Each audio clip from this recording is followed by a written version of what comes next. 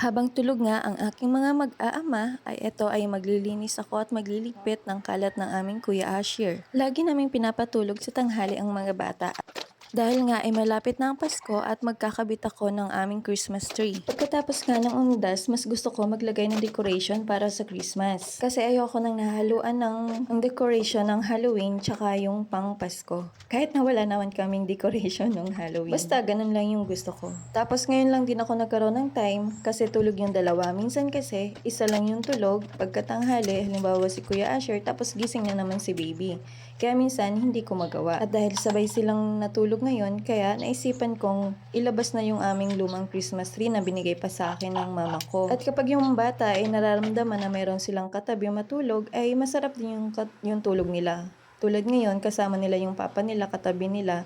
Kaya masarap din yung tulog ng dalawa. I-flex ko nga lang pala itong play tent na nabili namin sa TikTok shop. Ayan, maganda siya. Minsan pinagtataguan ko na rin siya ng mga laruan. At minsan ngayon si Kuya Asher, diyan tumatakbo or tumatago kapag meron siyang ginawang mali at alam niya na nagkamali siya, ayan, diyan siya tatakbo. Minsan kapag pinapakain, at ayan nga, nilabas ko na yung isa sa aking mga maleta. Diyan ko kasi tinatago yung mga hindi ginagamit at mga luma naming damit sa ibang maleta. Yan. Kasi nga, hindi pa kami nagdadagdag ng cabinet sa aming kwarto kasi medyo hindi na siya kasya. At ito nga, pag open ko ay nakita ko itong tatlong dress na ipapa-repair ko. Ayan, yung isa binigay sa akin ng kapatid ko. Tapos yung isa naman ay bigay ng kapatid ng asawa ko. Tapos ito naman ay bigay ng pinsan ng mama ko na dati kong pinagtrabahuan.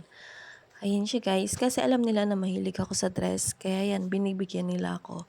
Tapos medyo malalaki at mahaba, kaya ipapa-repair ko. At dito ko rin pala tinago yung aming mga Christmas light. At itong yung malaki, nasa 50 meters siya, kaso hindi ko alam kung ikakapit namin ngayon.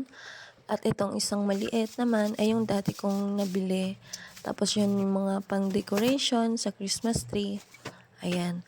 Nagdagdag lang ako ng konti na flower tapos yung bow. Wala pang pambili ng bagong Christmas tree kaya okay na rin ito na lumang Christmas tree na binigay ng mama ko.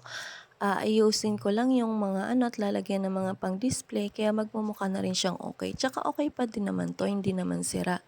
Kaya eto na lang yung gagamitin ko. Nagising na nga si baby kaya tumigil muna ako sa pag-aayos. Ganun talaga kapag nanay ka, yan di matapos-tapos or kapag may ginagawa ka, hindi mo matuloy-tuloy.